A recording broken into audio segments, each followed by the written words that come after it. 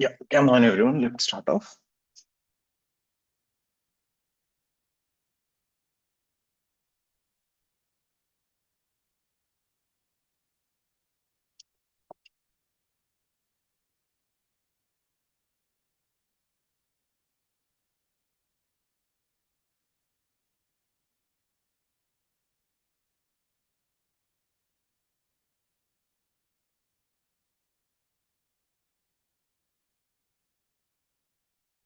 There, so last class we have started with the X-rays.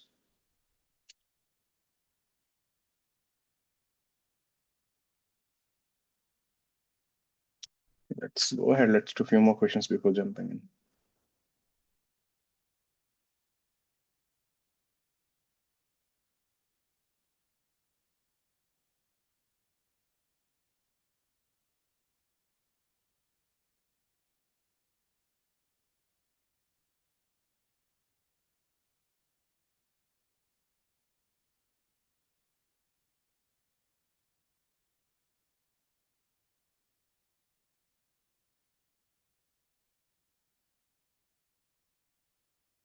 Hmm, Let's get them.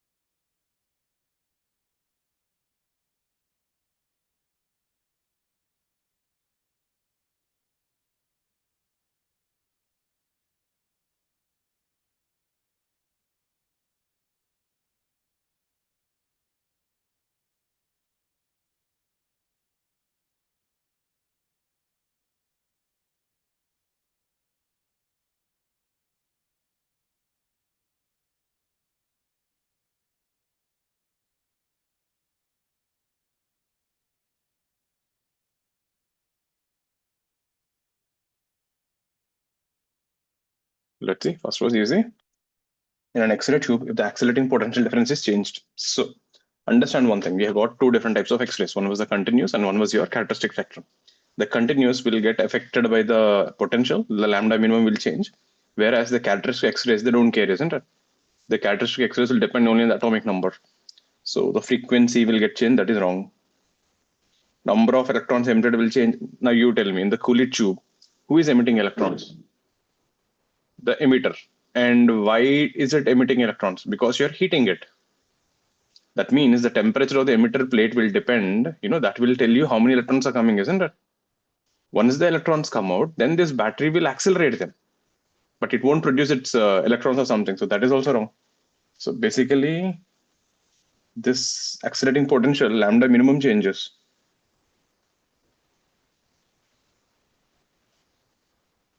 Lambda characteristic is unaffected.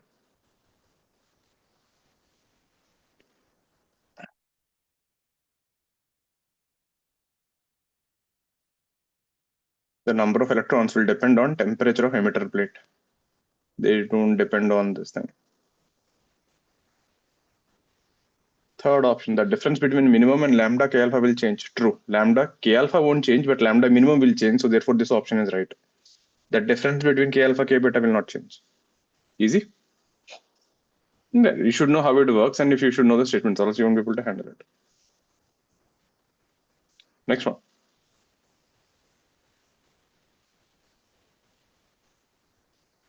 Next one is a good one. If at all they can ask you something good on X-rays, the 32 is a question. The X-rays really don't have much they can ask you.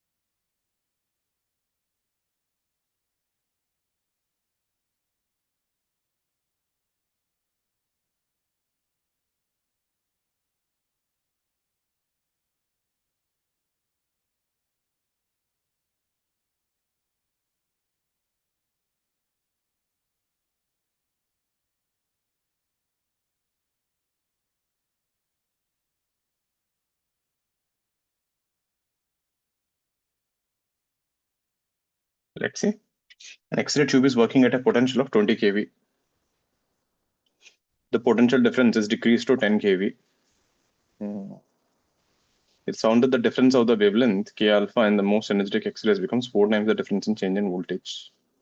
Find the atomic number target of the element. Now, if you see, the only formula which fits this thing is Moseley's law. And second thing, if you look at that lambda minimum, which is Hc by E into voltage, which can be written as 12400 by this EV.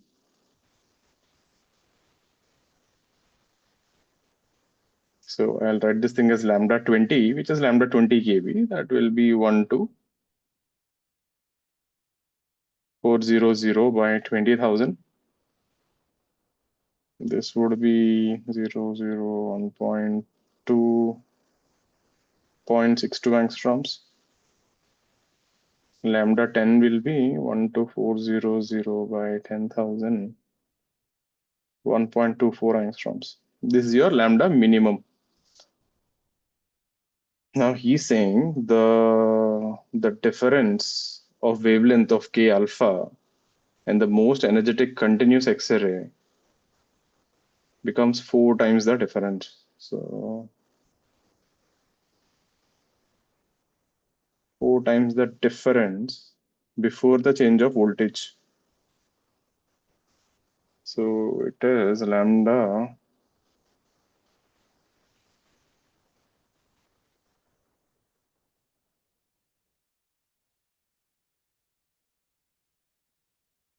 before the change of voltage. Initially it was working at 20.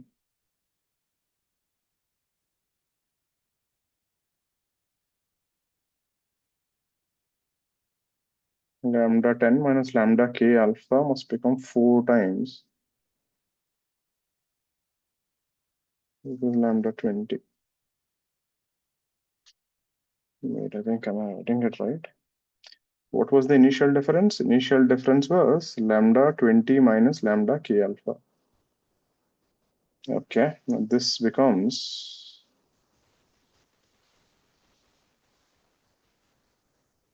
okay. So lambda 10 minus lambda K alpha becomes 4 times lambda 20 minus lambda K alpha. Clear with that? So initially the difference was lambda 20 minus lambda K alpha. After you made the voltage 10 kV, the difference, the new difference is 4 times the initial difference.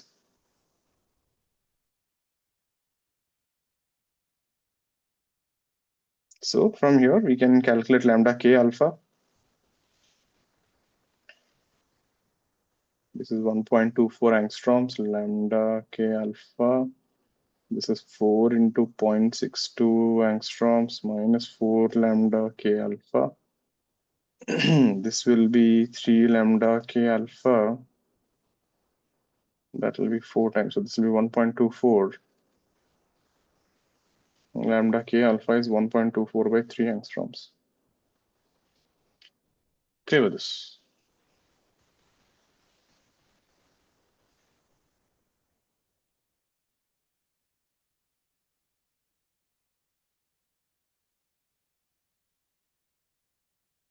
You could have taken the other way around also. Lambda K alpha minus lambda 10 and 4 times lambda K alpha minus lambda 20. So there are two possibilities actually. I don't know, will that give you any decent value? Suppose if I take the other one, let's see what will I Yeah, get. sir, you get lambda K alpha is 1.44 amps. So both are possibilities. So but that should be more appropriate, I guess.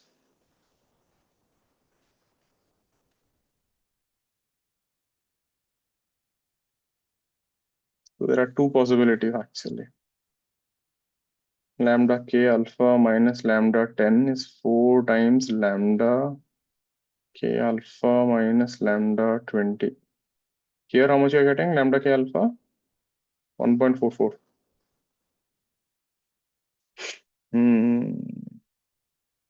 Yeah, so there we have two possibilities. So if you ask me, I would go with the second one.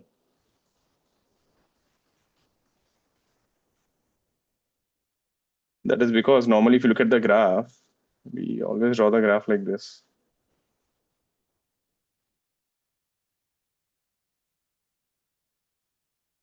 So this is your lambda minimum, and this is your lambda k alpha. So generally lambda k alpha is greater. So I think this looks more appropriate, but I'll just leave it there. That looks more appropriate.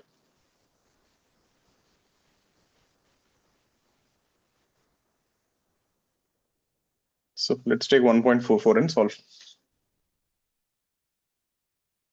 Because lambda k alpha is generally greater than that. So 1.44 angstroms. Then the Moseley's law. Root frequency is equal to A into Z minus B.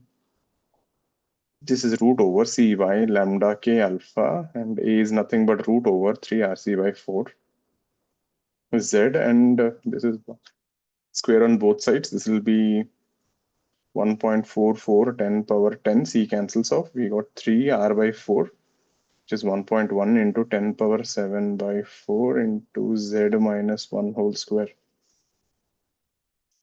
This would be 10 power 3 into 4 by 3.3 into 1.44.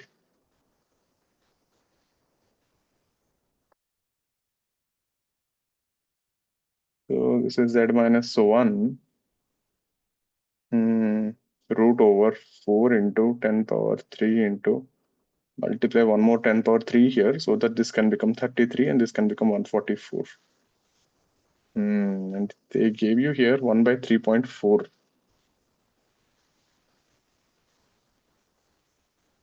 I think 3.4. How do I use that?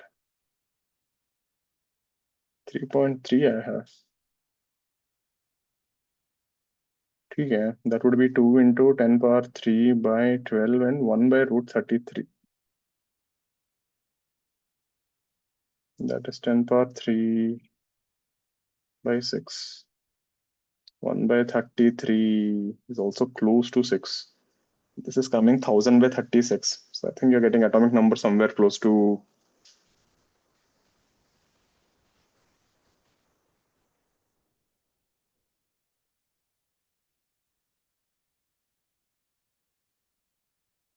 root 33. Root 33 is how much? 5s are 25, 8, 0, 0. This is 10, 107. So this is 5.7. If that had been 3.4, it would have been easy for me. No? I could have used that 0.54 directly. So then this is what I get. And this is Z minus 1. So you can simplify this. You will get some Z. I'll leave the calculation to you. If I make that actually root 1 by 3.3 into 10, that I can write it as 0.54 by, and approximately make it 3. That would be 0.17. That would become 170 by 6. 2s are 5068. I'm getting around close to 28 or 29. I think if you take 1.24 by 3, then the answer they're giving is matching. This looks more appropriate though. Then I'll leave it there. You can just solve. Yeah, calculations are a little messed up. Clear this? It's a pretty good question. There you combine lambda minimum with the Moseley's law and everything. Let's see one more.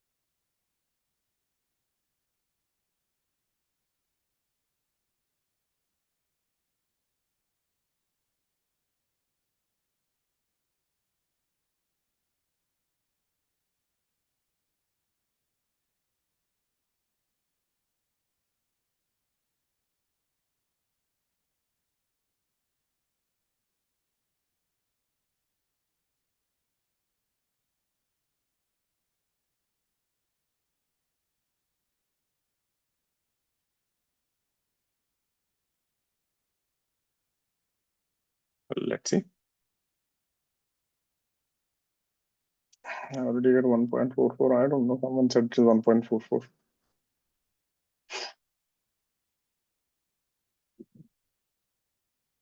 This one you're saying? Tanvi.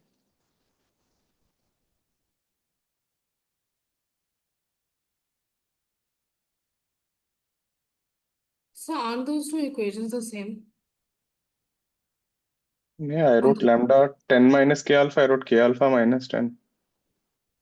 You're saying they'll be the same thing, na? I just multiplied with the minus sign. On the right also you have multiplied. सही है. So won't it be k alpha minus 20 and k alpha minus 10, 4 into k alpha minus. No, you're saying, no, I did nothing new actually. What you're saying is right. I think we got confused with something else. So you're saying the 4 should come here, Advait. Yeah, Uh, difference between the I think then that makes sense actually. I did nothing new. Yeah, I think I got confused with that 4 thing. Then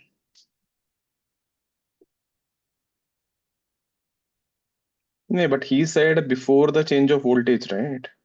4 times the difference before the change of voltage. So before the change of voltage, it was lambda 20 minus lambda k alpha. okay. Yeah, you're saying that I got confused. Right then. It should make a difference actually.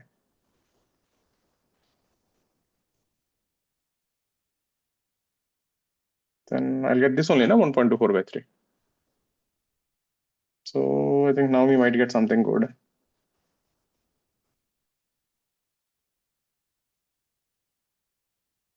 The 3 will cancel.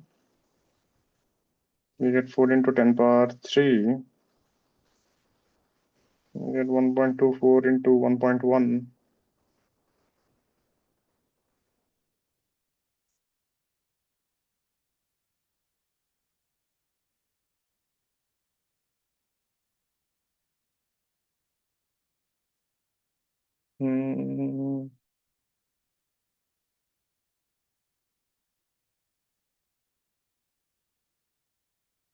Yeah, you can solve this.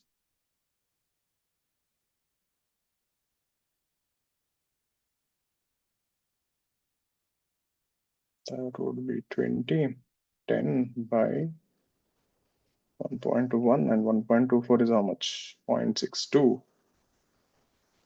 0.31 into 4. So 1, 2 will come out again. We get a 10 again. If you multiply, that's almost, yeah, that looks like 0.34. That will be 0.54. No, it doesn't work. That is 10, no? No, that's not 0.34. Multiply with a 10 there.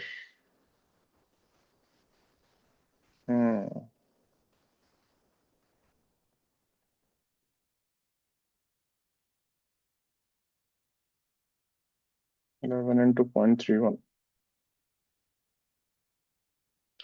Simplify. I will leave it to you. Let's get this thing. 33 is a good one, see. In a Coolidge tube, the tungsten is bombarded by electrons. What is the minimum value of accelerating potential to enable emission of characteristic K alpha, K beta?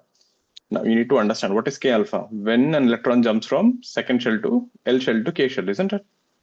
What is K beta? When you jump from 3 to 1 shell. Now, this is all great, you're jumping, but to jump there should be a vacancy, right? So in order to get K alpha or K beta, you need to have a vacancy in the K shell. Okay?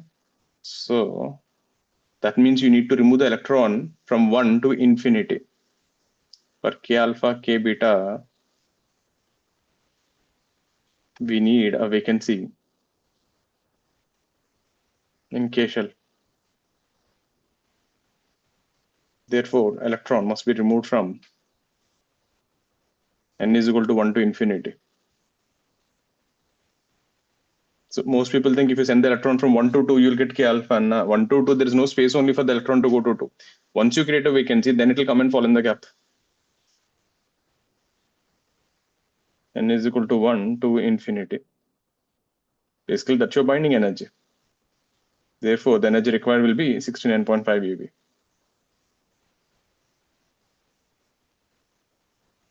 Clear with that? So if you give 69.5 keV, then the electron from the first shell will go to infinity, you'll get a vacancy, and then you jump into that vacancy. That's how you get K alpha and K beta.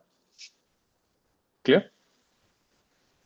If you think it is like, 1 to 2 or 1 to 3 energy, that will be a mistake. Because there is no space there for to go in 2 and 3. They're filled orbitals already. 34 is again mostly solving only. Root over C by lambda is equal to A, which is root over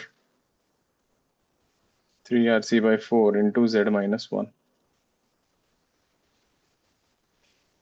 This is 1.8 angstrom, so that is 10 power 10 by 1.8 is equal to 3 into R is 1.1. 10 power 7 by 4 by Z minus 1. Solve this, you will get manganese, I guess.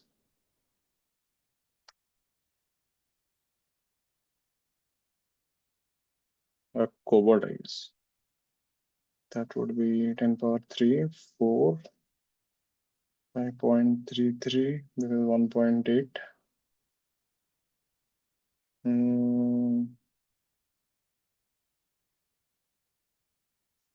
This is 2, this is 0.9.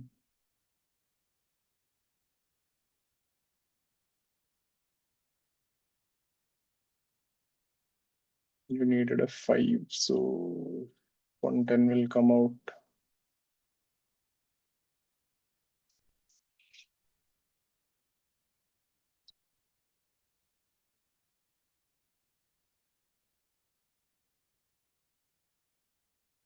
One 3 also will come out. That will be 10 there. So 2 also will come out, and you'll end up with 5 by 3. That is 200 by 3 into 0.39. This will be 0.13. It's cobalt 27. Check your calculations. You'll get it. 35 is also based on that only. Directly you can do that. 35. So the first thing, K alpha is 4 by 18754. So 4 by 1875 R.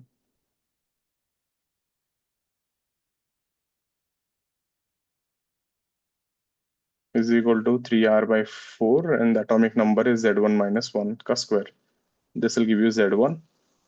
The second thing will be 675R by 4. Like I said, this is all are, as long as you know the formulas, you'll get the answers. Z2 minus 1 whole square.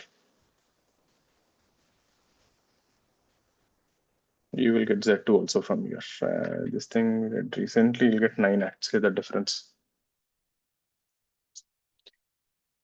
Clear with this thing.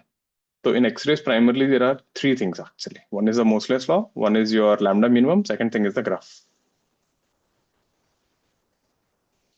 Clear with this? That's a bit about X-rays. The next thing, radioactivity. Now radioactivity is removed from the mains portion, but it's still there for advanced and boards. Boards bits. So let's see that, and then we'll see the nuclear physics part. Again, we got a bit of a theory.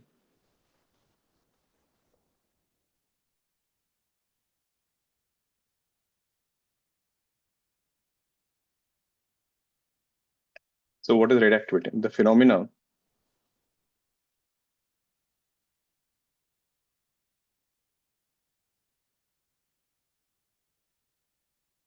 of spontaneous emission of radiation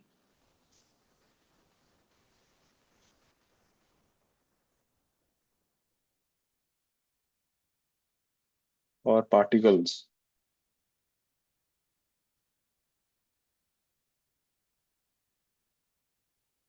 from the nucleus.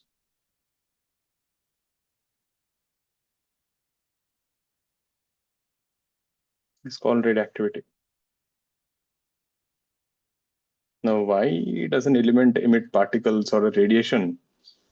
So again, we will talk about that reason in the next part, but it is primarily to stabilize the nucleus.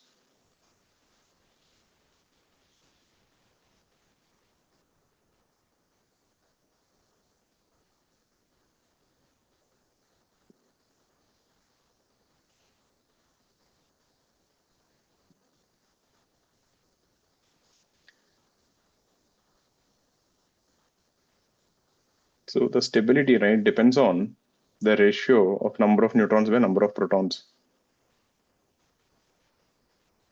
Again, why is that? We will see that in the next chapter, nuclear forces. So generally, right, when the N by P ratio is 1.5, around this number, it's actually the elements are stable. Again, remember the nucleus is stable.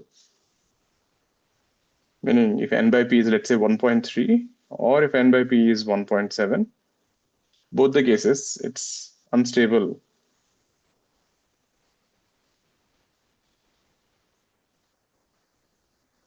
Again, compared to that thing. So they will try to reach this state.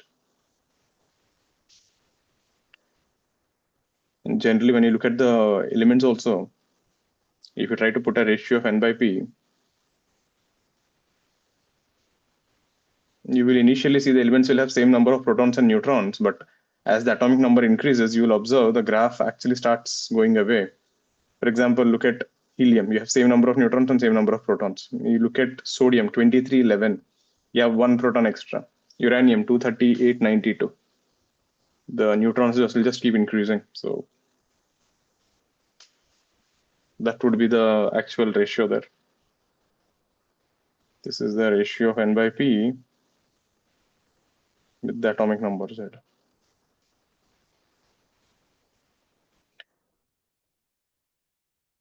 Anyway, so that is one. Just an idea there. We will talk about that stability and all in the next chapter. So one thing is clear, we're going to emit particles. So what kind of particles do you emit? First thing, alpha decay.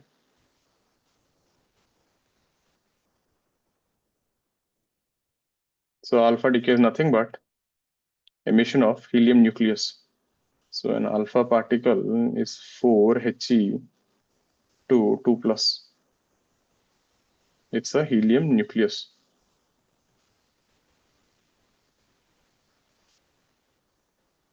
So if you have an element AXZ, and if it emits an alpha particle, it becomes A minus 4 phi Z minus 2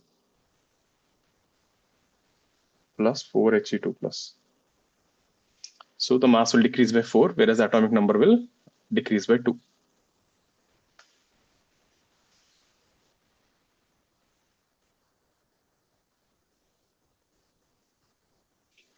The alpha particles have kinetic energy in the range of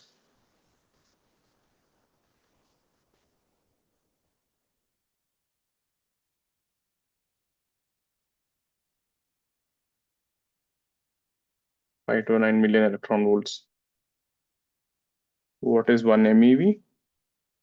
1 million or mega, both are same. Electron volts. So that is 10 power 6 into 1.6 into 10 power minus 19. And speed of these particles will be around 0.01 c is the speed of light. Alpha particles are charged particles, so they're deflected by electric and magnetic fields.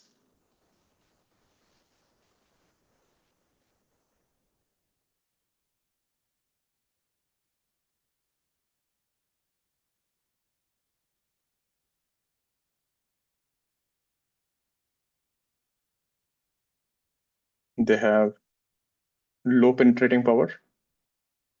When if you try to send alpha particles through material, very few of them actually pass through. Because the size is big, they easily collide with the nucleus. They have low penetrating power and high ionizing power. Both are inverse actually. If you collide boron with the molecules, you're going to ionize them. So if you have low penetrating power, you have a high ionizing power.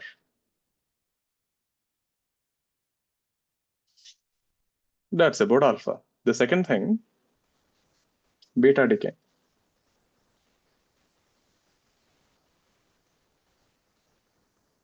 Beta minus decay. So basically this is nothing but an electron emission from nucleus. So be careful. The electron does not come from the orbit. Electron comes from inside the nucleus. So AXZ will become A, Y. Atomic mass does not change, but the atomic number becomes 1, increases by 1. And it also releases a particle called an antineutrino, which is massless and chargeless. I will not talk about that. So just know there are some other particles. And here electrons have the speed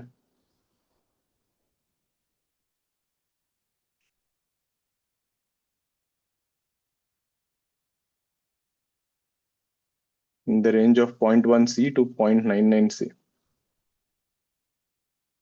Now the thing is, how do you know whether the electron came from the orbit or electron came from the nucleus? Because you can't tell the difference between two electrons, they look identical. Then how do you know the electron came from the nucleus and not from the orbit? You see the kinetic energy. If you look at this, when an electron coming from the orbit, generally what is the kinetic energy? Like 30 eV, 13.6 eV, 54.4 eV, these are the numbers we talk about. But when you come from nucleus, we are talking in terms of million electron volts, MeV. So the numbers will be huge. That is how you know. Electrons coming from the nucleus have very high kinetic energy.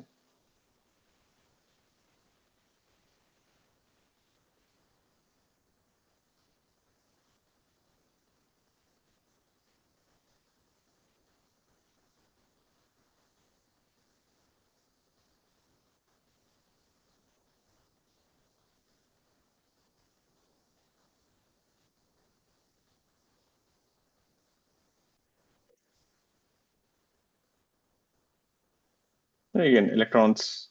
So exactly what happens inside? We have a neutron which actually becomes a proton and emits an electron.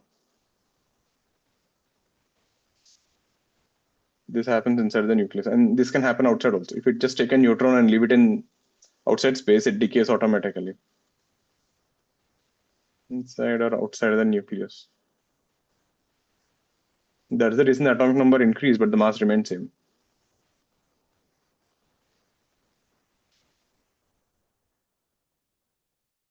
Now, these beta particles are deflected by electric and magnetic fields. Obviously, they are also charged particles.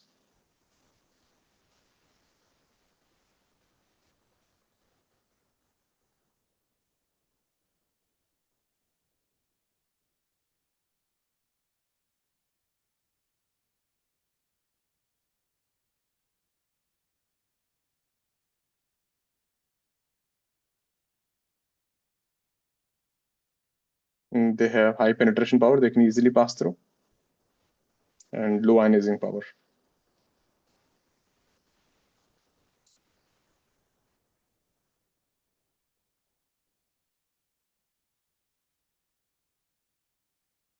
If you're penetrating, meaning you're not hitting anyone, you're just going through.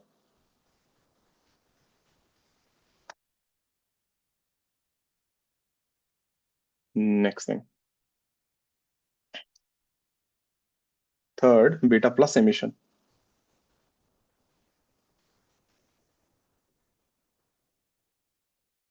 Basically, this is a positive electron.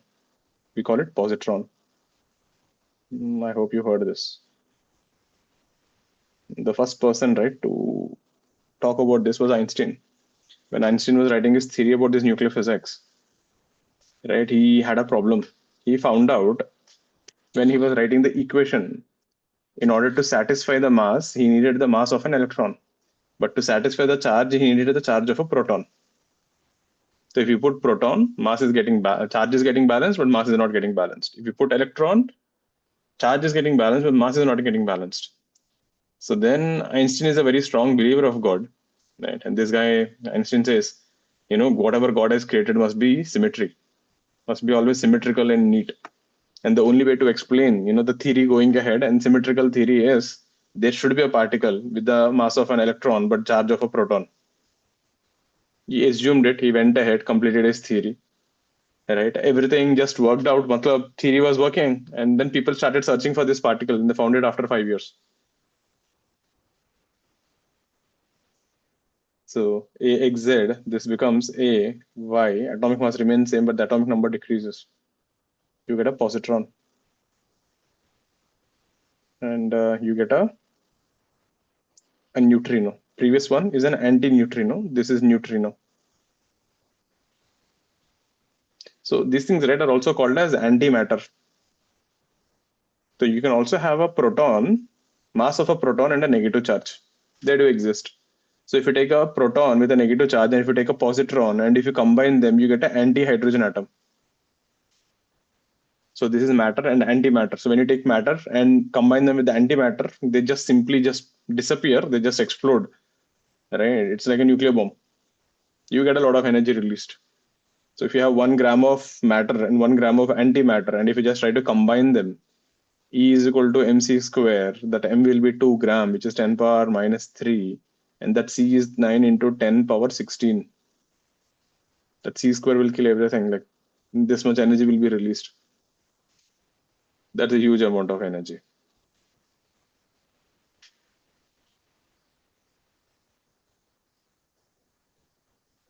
Right? You can also have an anti-neutron. That thing has a different magnetic spin. It doesn't have charge, but your spin can be different. They do exist. They're difficult to create, expensive, but yeah. And how does this happen? This happens inside the nucleus.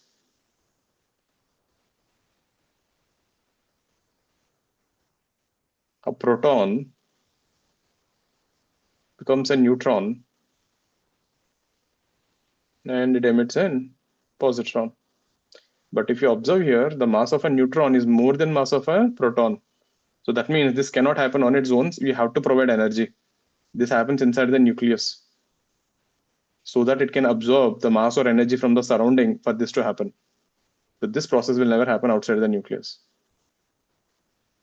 A neutron can become proton anywhere, but a proton cannot become neutron anywhere else. It has to be inside only. Since mass of neutron is greater than mass of proton. So this thing, right, you have to provide energy for this to happen.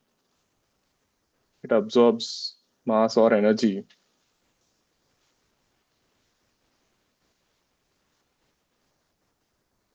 from nucleus. This is beta plus emission. The fourth one, gamma decay.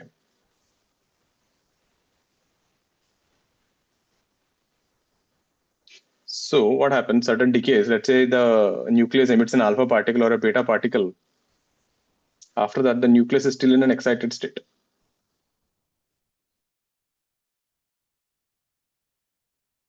Nucleus is an excited state, not the electron. The daughter nucleus is an excited state.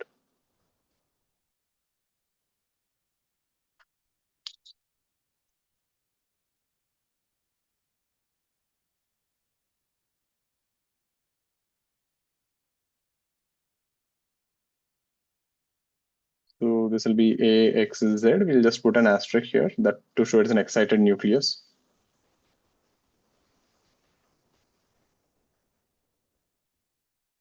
This simply becomes A, X, Z, and in this process you emit a gamma. Gamma is nothing but the wavelength is lesser than X-rays. So it is just an electromagnetic wave, but much more powerful than X-rays. This is how Hulk is created. Isn't it gamma exposure? Right, and these things are not affected by and emits gamma rays.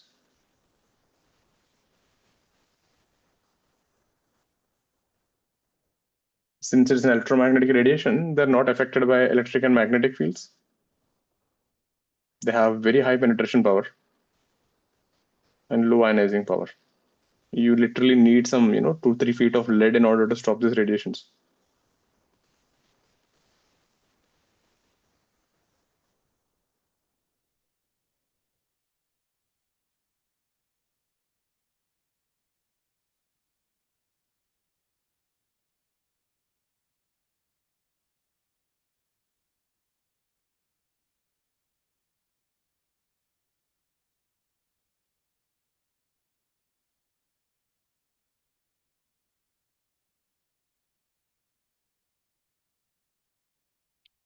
The fifth one, this is not a decay, but it's called a K electron capture. Sometimes in a rare event, the electron from the K shell gets pulled into the nucleus. We call it K electron capture. The electron from the K shell is pulled into the nucleus.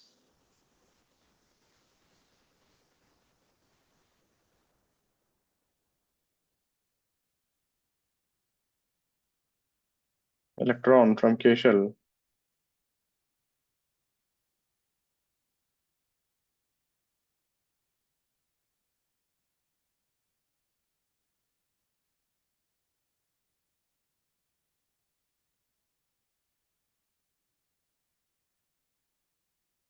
So this is AXZ, 0, electron minus 1. This becomes AYZ minus 1. There, these are the 5 ways you can measure the nucleus. Alpha particle emission, beta plus, beta minus, gamma decay. Gamma decay doesn't change much, it is just a radiation, and K electron capture. Clear with this?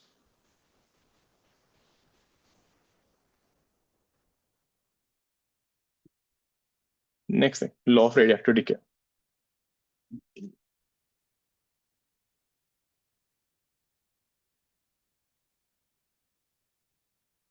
Let's do a few questions then before going ahead.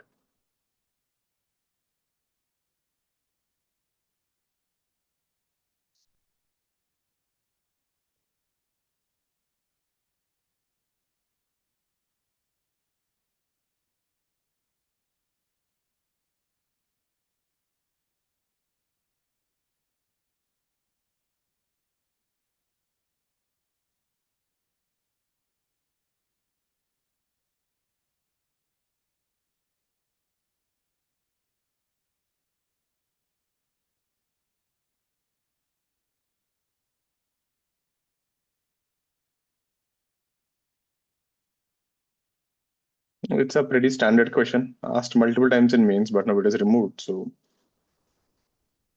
and the problem is they will always say they removed it, but they will ask sometimes. Bitsmate is still there. Advanced mate is still there until unless we know the portion. We have no idea what is the portion. So we will stick to the old last year ka portion.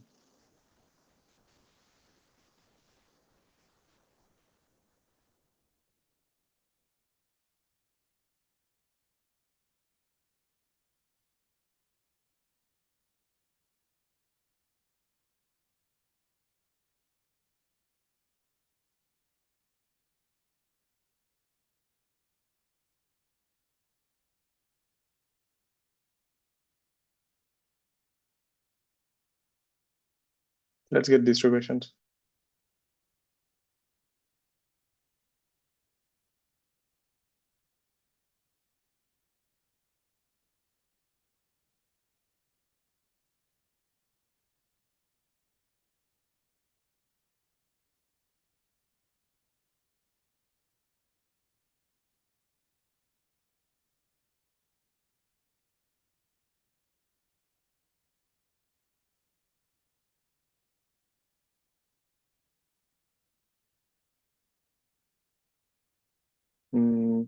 Right, Aditya. Right, Falak. Standard one.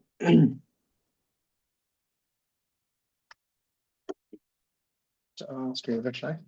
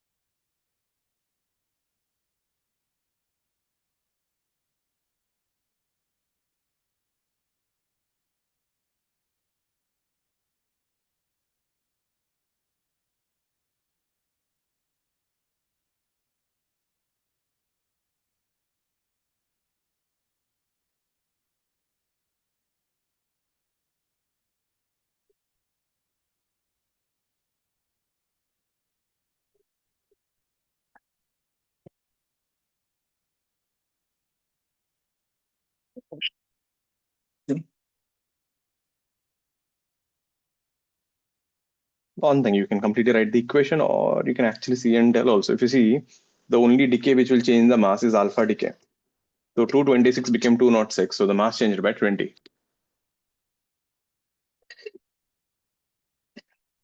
That means 5 alpha particles must have been emitted. But if 5 alpha particles are emitted, you would have lost 10 charge, but you lost only 6 here. That means to compensate for that, you also must have emitted 4 alpha particles. That is how you think. Let's see. Or we can do like this.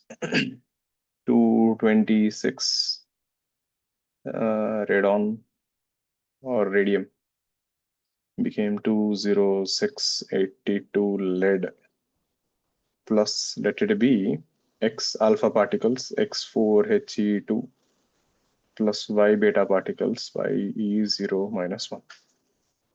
So to conserve the mass, 226 must be equal to 206 plus 4x. X is equal to 5. To conserve the charge, 88 must be equal to 82 plus 2x minus y. This is 6 and this is 10 and minus y, and y is, that is 2 into x is 5. Y is equal to 4. That 5 alpha, 4 beta. You can just do it with the equations directly. Check.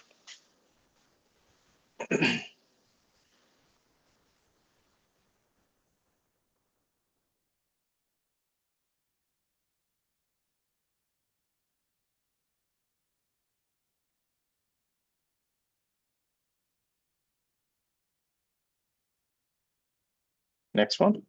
Yeah, I think most of you got the answers. Yeah, right. Palak, right. Tanvi, Navya, right. Tanvi, right. Pramiti, got it. Nikhil, yeah, most of you got it. So same story here. So we have a unknown nuclide, so we don't know that AXZ absorbs a neutron 1 and 0. Then it emits 2 alpha particles 2, 4, He2, and 1 electron also 0, E minus 1. So this is A plus 1 will be 8. A 7, Z is equal to 4 minus 1. It's a lithium nucleus. Easy. So this is one type of question they'll ask you based on this. Great. Next thing, law of radioactivity.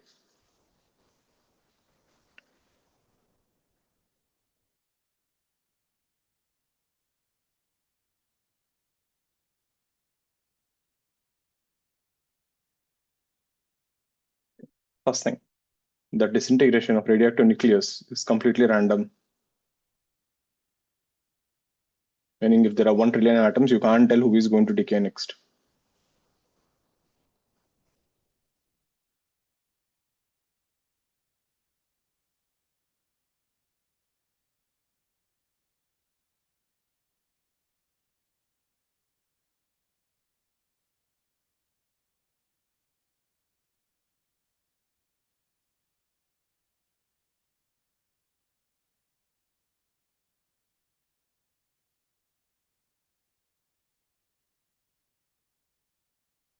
The radioactive decay is independent of external conditions. Means you increase the temperature, pressure, it doesn't matter. You put it in a box, you use it, you don't use it, it doesn't matter. The element will keep decaying.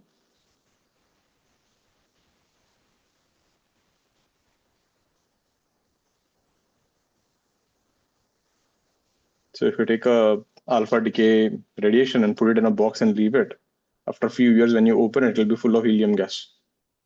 Alpha particles are nothing but helium.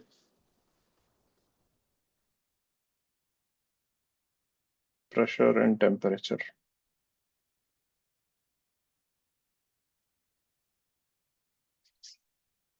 Third, it follows a statistical law.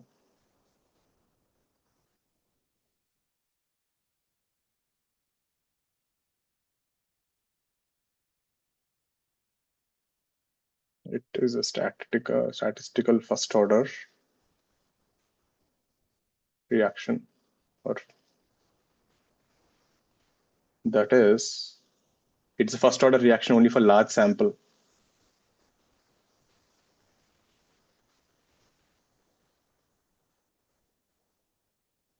Something like this, we discussed in KTG. when you have a large sample, things which are not supposed to happen will start happening with a lot of probability. So when A becomes B, so here the rate of change of nuclei of A, dn by dt, is proportional to n power 1, where n is the number of nuclei of A. Lambda, we will write that it's called decay constant. And let's say n naught is the initial number of atoms. What do you mean by that? Large sample. Meaning, simple example I gave you last time also. Think about this. Right now in the class, if I ask you how many people are there with the name Arun, only me, right? Done. But the same question, if I ask you how many people are there in Mumbai with the name Arun, you will find thousands. But what if I ask you like this? How many people are there in Mumbai with the name Arun who has done IIT from IIT, IIT from Madras, and then teaching physics for 11th and 12th JEE? Now suddenly the number crumples, isn't it? But if I ask you the same question, how many people are there with the name Arun who is from Andhra, who teaches physics and graduated from IIT Madras? And if I take all over India, I'm pretty sure you'll find few more. There is one person whom I know in Pune. His name is also Arun. He is also from IIT Madras. He and I, we studied together in 11th and 12th. We both studied electrical engineering in IIT Madras together. He's my batchmate. I became a physics teacher. He did a job somewhere. Then after 2 years, he came back. So he became a physics teacher. So he also teaches physics. So there, see, suddenly, what is the probability that you'll find someone else with my same credentials? And you'll find the probability is very less. Right? Let's see this thing. Take a small break. Come back with 7. We'll continue from here. Come back in 5 minutes.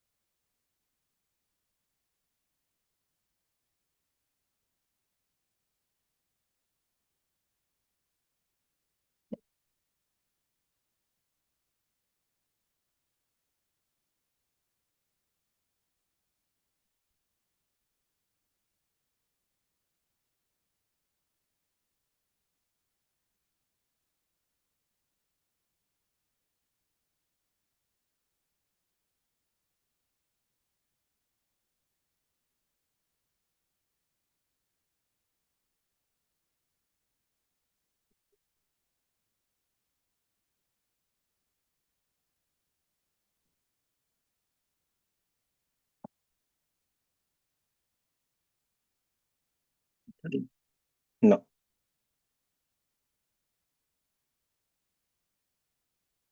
Sure, let's start off. So this dn by dt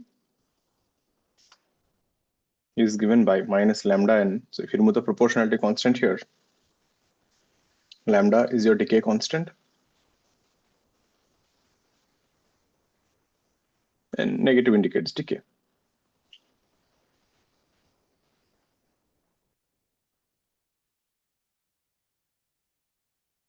So the number of atoms decaying per second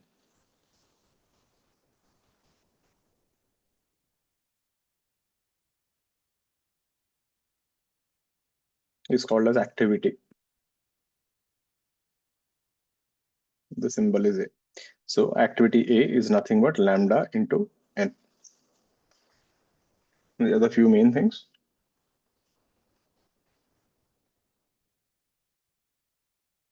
And the units for activity is 1 Curie, which is 3.7 into 10 power 10 disintegrations per second.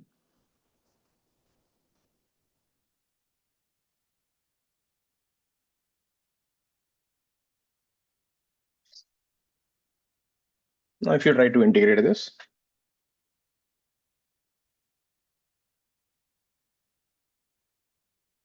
dn by n is equal to minus lambda dt.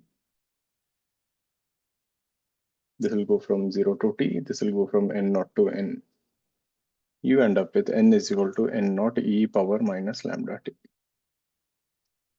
And if you actually think about this kind of looks like if you take a capacitor, if you take a resistor, let's say initial charge is q and minus q, you will get q is equal to q into e power minus lambda t by rc. And RC discharging circuit is also a first order reaction. So if you try to write the equation, what do you get? You get q by c is equal to minus IR. I is equal to q by RC. I is nothing but minus dq by dt. So dq by dt is equal to minus 1 by RC into q. It's a first order reaction, an RC discharging circuit. So both are mathematically same. You can't tell the difference.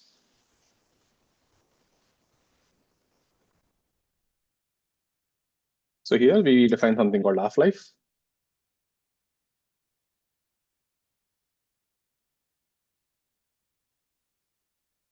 Time taken for half of the nucleus to decay.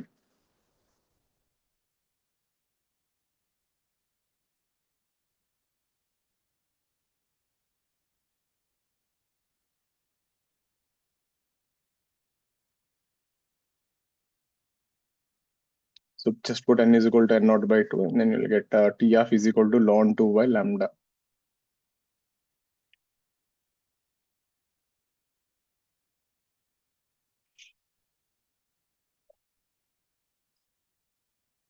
Have a look at this. So the things in the red box are the main formulas there. Those are the standard ones.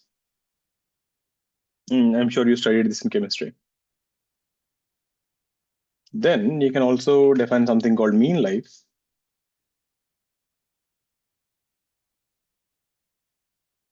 So mean life is the average life the molecules live. Let's say if there are 3 molecules, one molecule decayed in 1 second, second molecule decayed in 3 seconds, and the fourth molecule decayed in 10 seconds.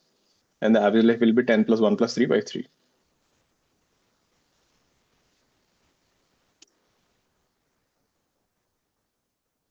They would be a nucleus.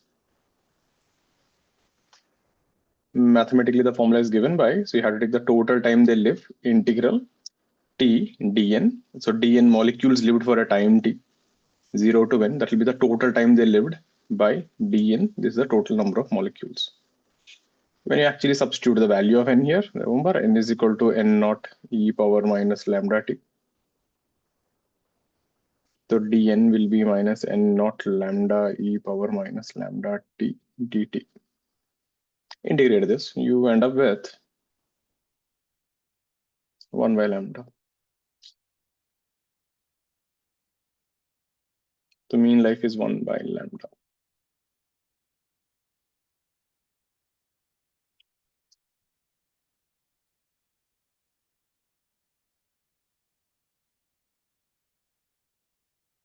Clear.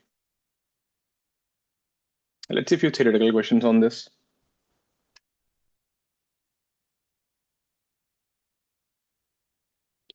So this will be a question in theory also. Let's say we have a box, and inside the box there are 10 power 10 atoms.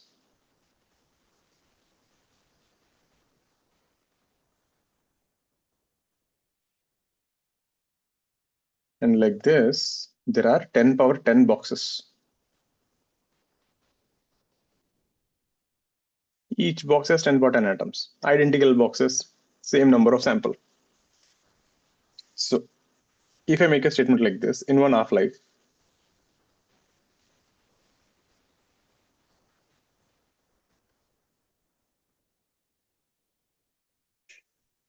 statement 1, the number of atoms in each box becomes half.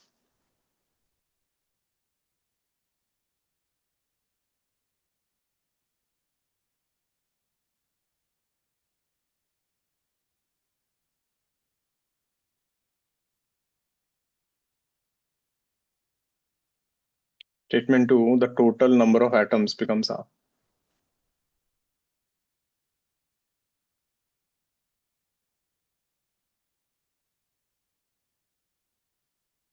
Which is more appropriate, or which is more accurate?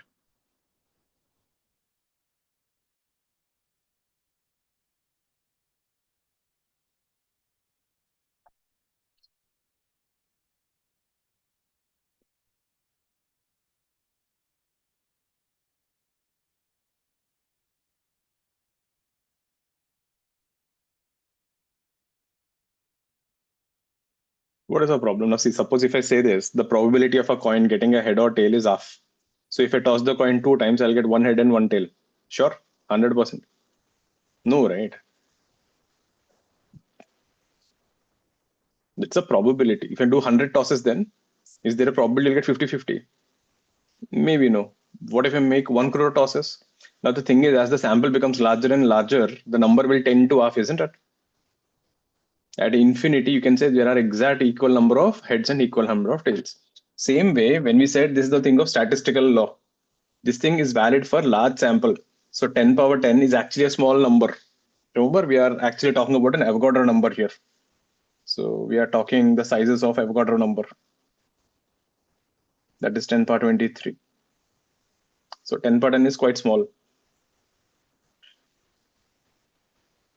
So there's no guarantee in each box will get exactly half. Getting it? So you need to have the larger the sample, the more the accuracy. Even 10 power 20 will not be accurate, but better than 10 power 10. Larger the number of atoms, more accurate the statistical law. If you have given me 10 power 30, that would have been even more accurate than 10 power 20.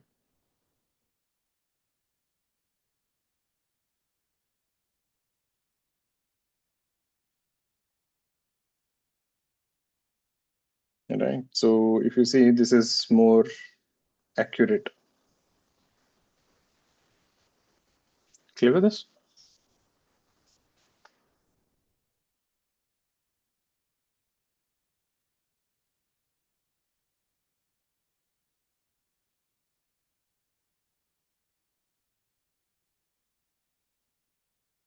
In a container, there are 1,000 radioactive nuclei.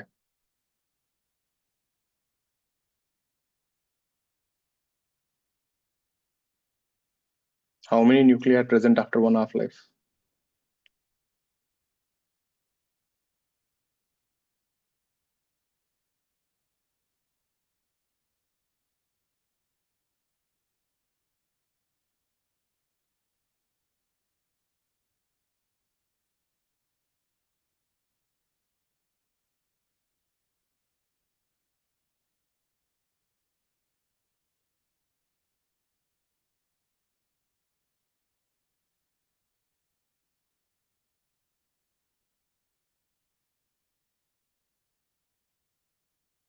What is the probability of a nucleus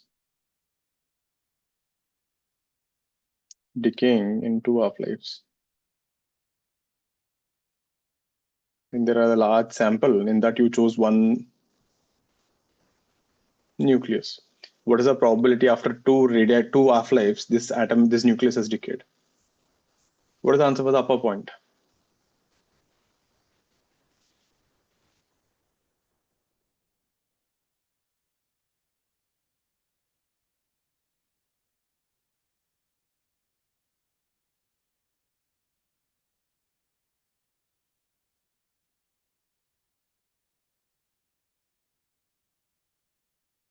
First thing, we don't know the answer. And 1000 is too small. The law of radioactivity is not valid. You can't say it will become 500. If you remember, the same thing we did in KTG also. If there are 1 lakh molecules in a box, what is the pressure and temperature? They're undefined. Because to use PV is equal to nRT, there is one condition: the entire gas must be uniform. And 1 lakh molecules won't be uniform. Like you need a large number of samples so that every point can be treated as uniform gas. A law of radioactivity is not valid.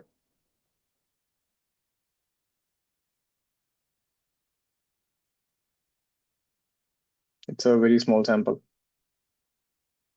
So the answer is we don't know. What about this thing, the probability? So think of like this. Let's say we have a circle. And let's say there is one point here. So there are a lot of points here. So assume there are infinite points on a circle. So each one is like an atom. So if I cut this circle into two halves, matlab 1/4 and half and 1/4, what is the probability? So let's say after one half-life, half of the atoms are decayed. What is the probability that the point is on the left side or right side? Half, na? Another half-life, whatever is the half, in that half of is decayed. So 3/4 area is gone. So the question is, what is the probability that this point lies on the shaded area? 3/4, isn't it? Same way. So if every time half are going to decay, the probability the first half is half and second time is another half. So it's half into half is 1/4 it will survive, 3/4 it must have decayed. You can think of like this. 3/4 of the nuclear decayed. So what is the probability you are in the 3/4?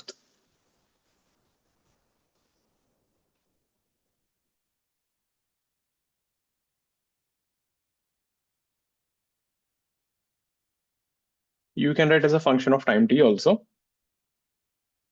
Suppose if I ask you as function of time t,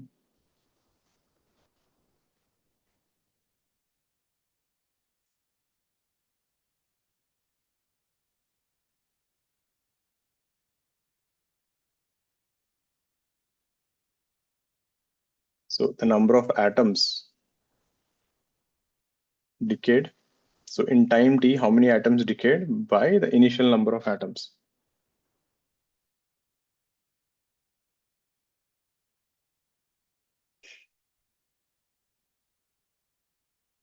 That would be n naught minus n naught e power minus lambda t. Remember, n naught into e power minus lambda t is the number of nuclei remaining. There, that's your probability as function of time t.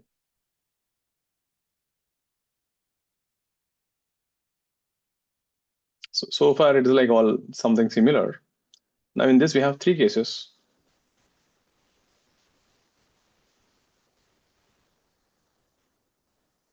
The first thing, case one, is parallel decay. So what happens? Some elements, right, they decay with alpha and beta at the same time. So let's say we have an element A which is decaying into B. Lambda 1 is the decay constant. At the same time, it is also decaying into C in lambda 2. So here we can treat lambda equivalent as lambda 1 plus lambda 2. So the number of atoms of A will be n naught into e power minus lambda equivalent into T. So wherever there is lambda, just replace with lambda equivalent. This is your parallel decay. So if an element decays into two different elements at the same time, this is what you do. Clear with this? Second one,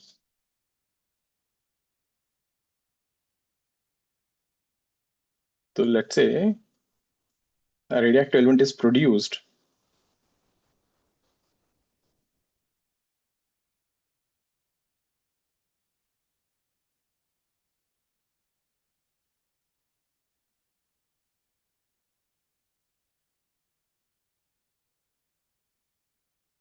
at a constant rate of p atoms per second. So let's say we have an element A which is decaying into B, lambda is the decay constant. But at the same time, you're producing every second p atoms per second. Initially, number of atoms of A is 0.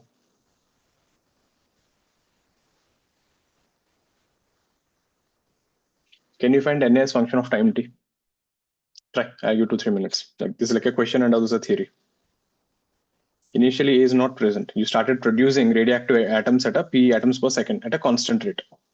So as you're producing, A will start decaying also at the same time. So you're producing, you're decaying. Then what is the number of atoms of A as function of time t?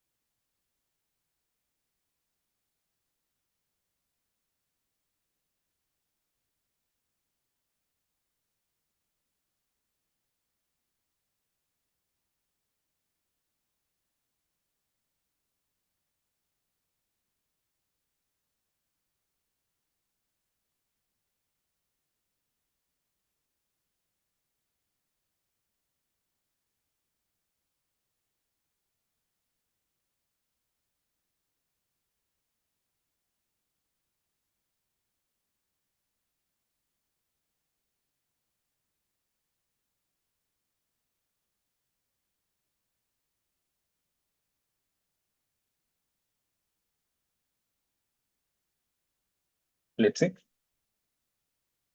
Right, Advait. So what is the rate of change of n? Your equation will change now. Previously, dn by dt was only, see, understand one thing, dn by dt is not lambda n. dn by dt is rate of change of n. So there are two things happening now. You're producing p minus you're also decaying lambda n. So don't get confused. So dn by dt is not always lambda n. That is the case when you're not producing anything. So rate of change of n is the production minus decay per second.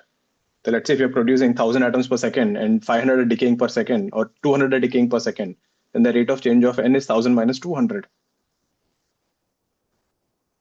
This is the decay per second. This is the equation. This is what you need to realize. And then you're done basically. Then dn by p minus lambda n is equal to dt integral. You're starting from 0 to n and 0 to t you end up with n is equal to p by lambda into 1 e power minus lambda t. If you actually think about this is nothing but RC charging circuit. Q will be CV into 1 e power minus t by RC. You get the same equation. So in RC discharging circuit, only discharging. In RC charging circuit, the battery is trying to charge you and the resistor is trying to discharge you. Both are happening at the same time. If you try to plot a graph for this, number of atoms of A versus time graph, initially you're starting from 0 and eventually you'll reach a constant number P by lambda at infinity. At infinity, the number of atoms produced is equal to the number of atoms decayed and becomes constant. Clear with this? That is one. Now in radioactivity, like again, you really can't ask something really tough, but if they want to ask something, case 3 is the one they can ask you. Series decay. Let's say you have a radioactive element A, which is becoming B, and B is decaying into C. A becomes B and B is producing C. Lambda 1, lambda 2. At T is equal to 0, this thing will have N naught, this thing has 0, and this thing has 0. After time T, this is Na, this is Nb, and this is Nc. A and B are radioactive and C is stable. So C is not going to decay further.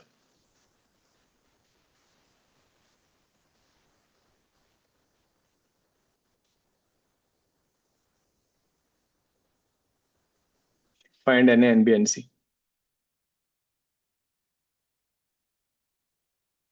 Or I can ask you draw the graphs for Na, Nb, Nc versus time. Or I can ask you find the maximum value of B. That would be an easy question. The tougher one would be find the time when the B is maximum. So you can literally play around a lot. Let's find Na, Nb, Nc. That will take care of everything. So initially A is starting with N naught, B and C are 0. So after time T, A becomes Na, B becomes Nb, and C becomes Nc. Let's see how you do this. Again, this is more of a math-based question than physics.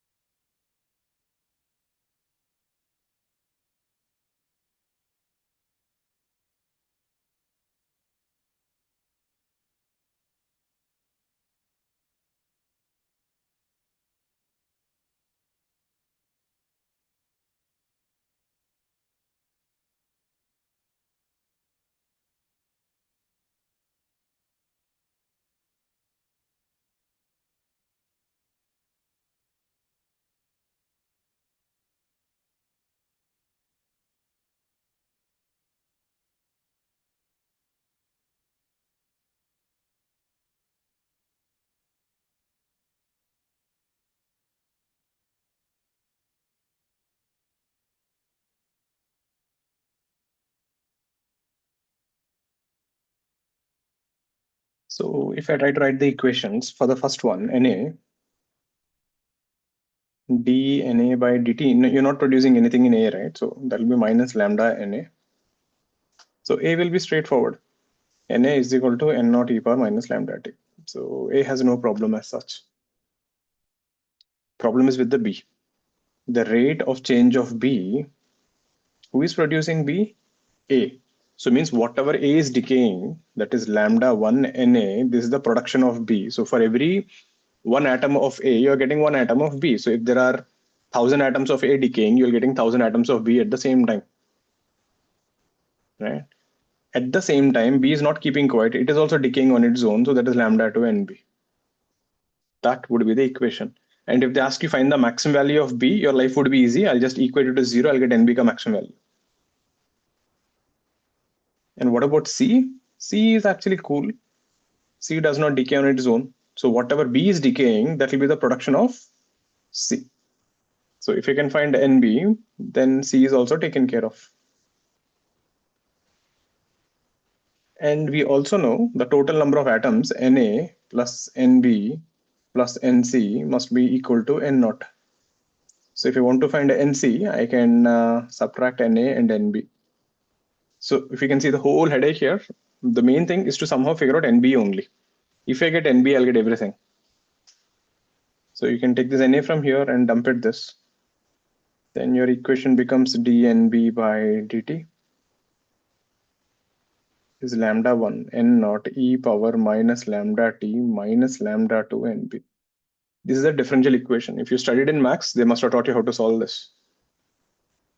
How to solve this? Try. I'll give 2 minutes. There ho gaya. Matlab, physics part is done once I wrote this equation. It's all math from here.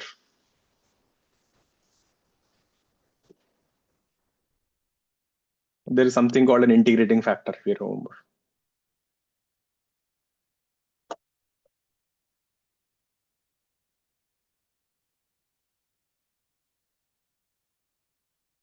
Try.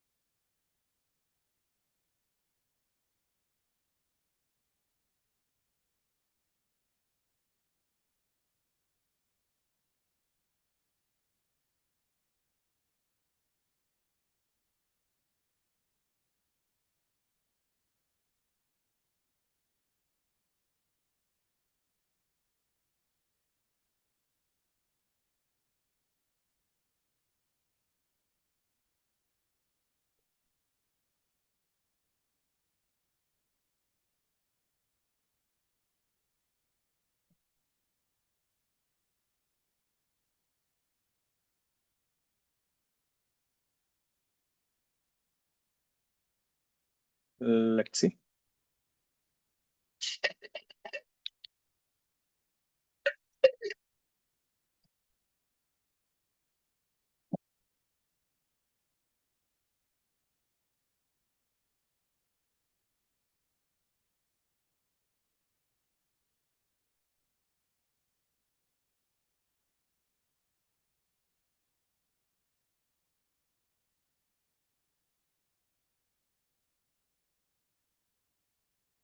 So multiply both sides with e power lambda t.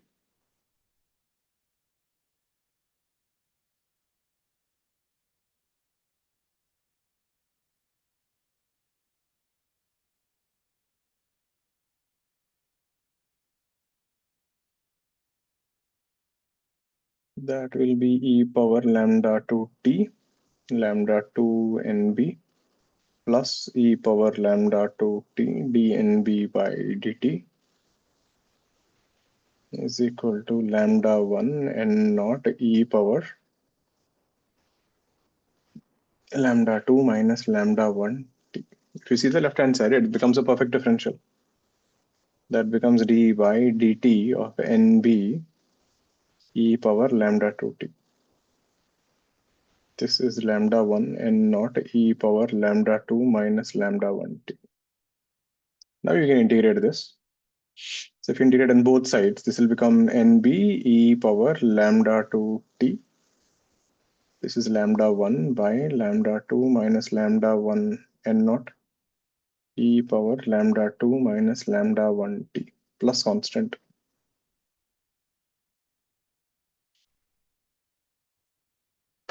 Then when you put t is equal to 0, your nb is 0.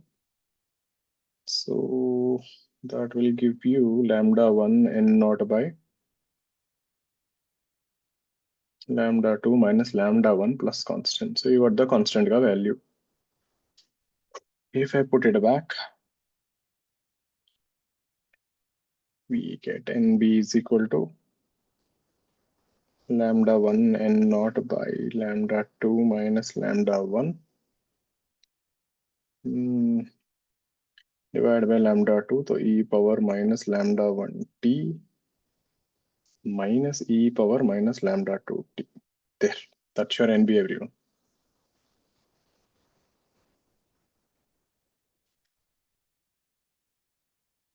Now for maximum nb, maximum minimum, we differentiate this dnb by dt is equal to 0. If I differentiate this, I'll get minus lambda 1 e power lambda 1t plus lambda 2 e power lambda 2t is equal to 0. Send it that side, put a ln.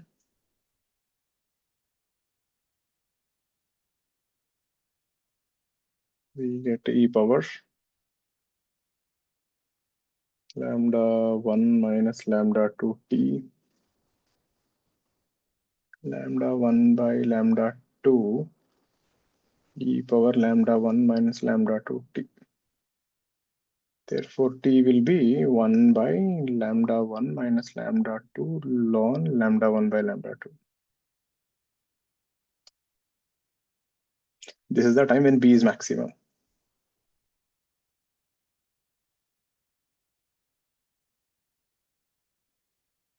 Yes, pure max. मतलब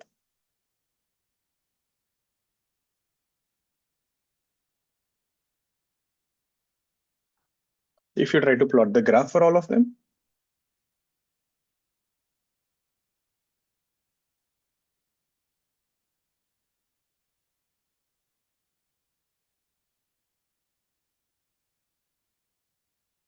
this is n naught, the total number of atoms. If you look at A will just keep decaying forever. This is Na. If you look at B, it starts from 0, it rises to a maximum value, and then again it decreases. This is Nb. This is the point you reach a maximum value. This is your time when you reach maximum. If you look at C, it'll just keep increasing forever, Nc. So C ka value eventually will reach N naught. All the atoms will decay. That will take infinite time. This is how the graph will look. A simple main cell question will be plot NB ka graph. It will increase and decrease. Have a look at this.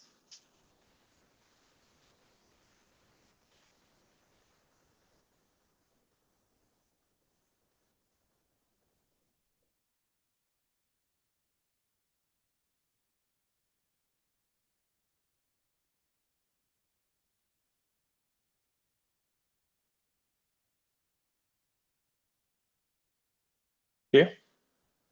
There, if they want to ask you something tough, this would be something of this sort. They really can't twist too much in this thing until unless they change fundamentally, and mostly they're for advanced stuff. So let's see a few normal standard questions. Like I said, the main thing was the photoelectric effect and the Bohr's theory only. Remaining are important, but mostly theoretical.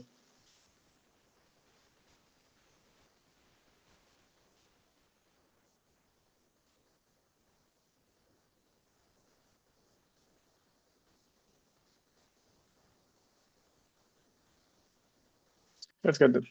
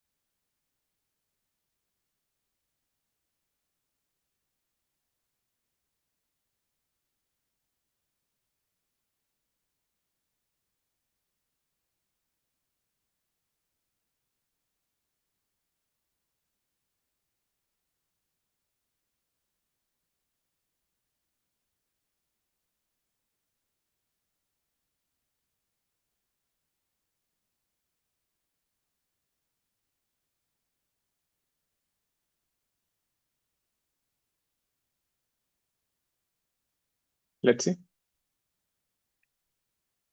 Right away. So we have two elements here. Initially, both have same sample A.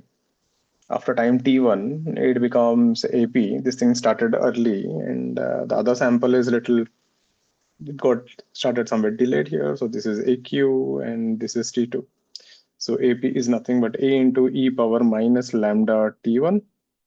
This is A into e power minus lambda T2. You want the difference in their ages. So you want T2, T1 minus T2. Divide them. AP by AQ will be e power minus T1 minus T2. Put ln on both sides. So you'll get T1 minus T2 will be 1 by lambda ln. I'll remove that minus sign, so it will become AQ by AP. 1 by lambda is nothing but T, the average half-life. So ln AQ by AP. This 39 is the series cutting which I showed you just now. So rate of decay of A will first increase and decrease. Wrong. A will always decrease. A will always decrease. Then number of nucleus of B will first increase and then decrease. True. If lambda 2 is greater than lambda 1, activity of B is always higher. That is wrong. Think about it. At T0, there is no B only, isn't it? Activity of A is greater than B. B doesn't exist only. So initially, the statement was wrong. The number of nucleus of C will be always less than wrong. At infinity, C is maximum. No, second is the answer. This is how they'll trim a simple mains or a bits level equation. Clear with this? Let's see a few more.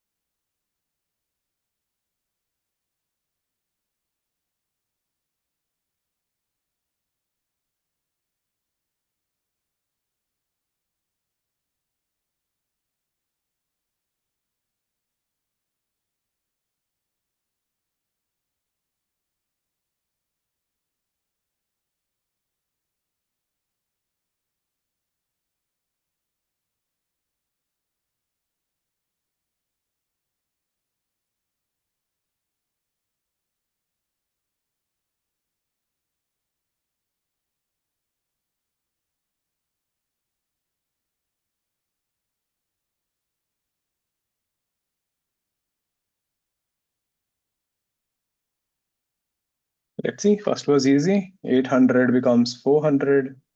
400 becomes 200 and then becomes 100. So this is 3 half-lives. And you're saying that is 6 hours. So 1 half-life is 2 hours. The radioactive sample decreases to 1/10 of the original activity in time t. So it becomes A naught by 10, which is A naught e power minus lambda 1 year. So if you wait for further 9 years, then the activity A dash will be A naught e power minus lambda into 10. This can be written as A naught into e power minus lambda whole power 10, A power mn. And that is nothing but A naught into, if you substitute that value there, you end up with A naught by, that is 10 power 10. C option. So you are replacing basically e power minus lambda is 1 by 10. It is 1 by 10 whole power 10.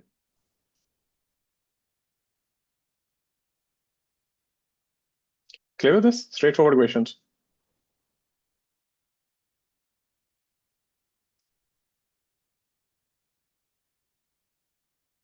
This thing is what? Since this is decaying with 75% probability, this must be 3 lambda. This is 25%, must be lambda.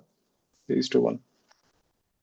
If something is a probability of decaying 3 times more than you, that means your decay constant must be 3 times more than the other one.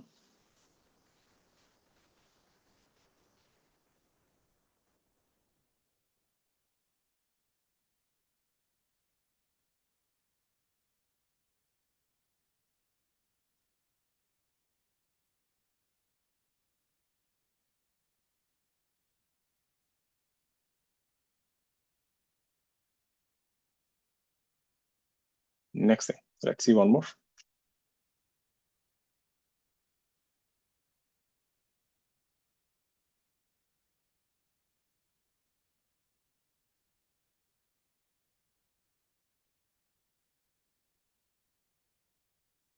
Let's get this thing.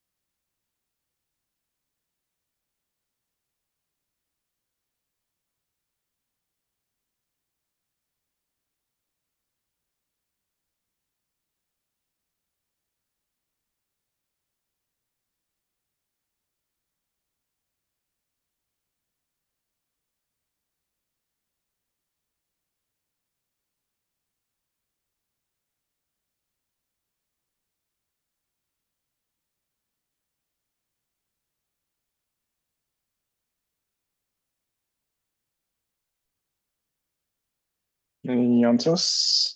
So we have an isotope here, A150, it is becoming B. So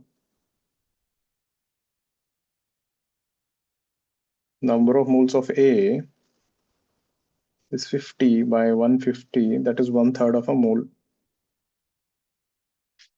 Half-life is 2 hours. So after 4 hours,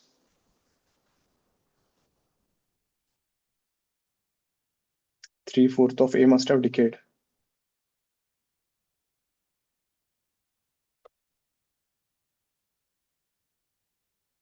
That is 3/4 of 1/3, which is 1/4 mole. That means you're going to get 1/4 mole of helium, alpha particles. Because for every 1 A, you get 1 alpha particle, and 1/4 mole of a helium is 1 gram of helium, which is a gas, which is going to escape.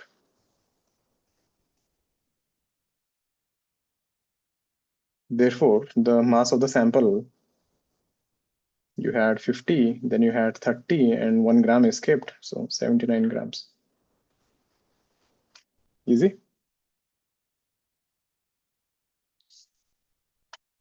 That's what I was saying. If you have radioactive material in a compartment or a room, and you open it, you'll always find helium gas. Clear with this? Let's see one more.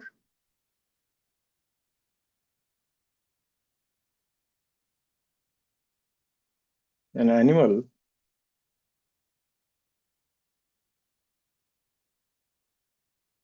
is injected with a radioactive sample. Again, when I say radioactive sample, all radioactive samples are not dangerous. You can have 24 Na sodium, right? So this is not radioactive. It emits particles, but it's not dangerous. Mostly it's a beta emission of 10 power minus 4 curie. In school, we read a statement like this: an adult human body has 5.5 liters of blood. How did we know that? You took a human and removed all the blood. So half-life is 1 hour. So after 2 hours, so you wait for 2 hours so that the sample gets uniformly distributed. A 10 ml blood sample is taken.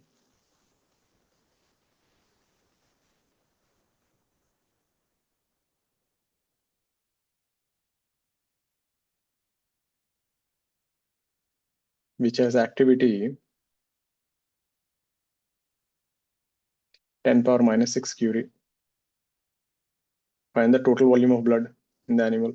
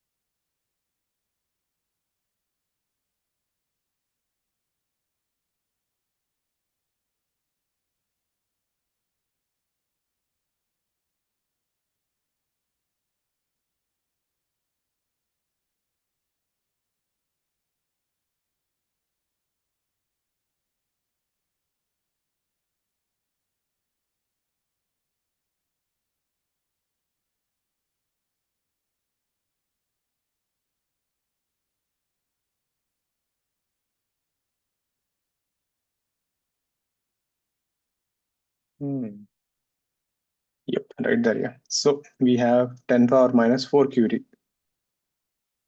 If you had waited for 2 hours, that is 2 half-lives.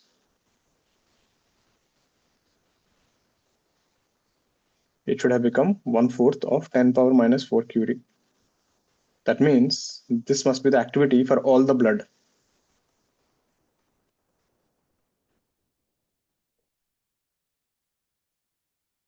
Meaning if you had removed all the blood, that should have given this much activity. But you removed only 10 ml, which gave you 10 power minus 6 curie. I can use unitary method. So volume of blood will be 10 into 1/4 into 10 power minus 4 by 10 power minus 6, which is around 250 ml. Must be a small animal like a rabbit or a dog. Clear with this? And in chemistry, you must have studied, right? Whenever you want to find the reaction rearrangements, they use actually this radioactive oxygen to figure it out. I don't remember the reaction exactly, but let's say we have a carbon like this, and let's say an OH molecule is coming and attacking. And this compound, right, becomes something like OH. So the question is, this oxygen, I don't remember the reaction, something like that. The confusion is like, how do we know which oxygen is this? Did this bond open this way or open this way? Did you guys study something like this? So what you do, you keep a radioactive oxygen here, and then when you bring OH, and it found out this is the thing, that means that OH came here and H got split, blah, blah, blah. You can figure out the reaction from there.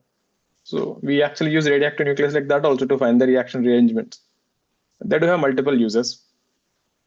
There, with that, we are done with radioactivity. It's a small chapter, right? And the next one is nuclear physics, which we're going to do the next class. So that is also a small one that is actually a lot theoretical.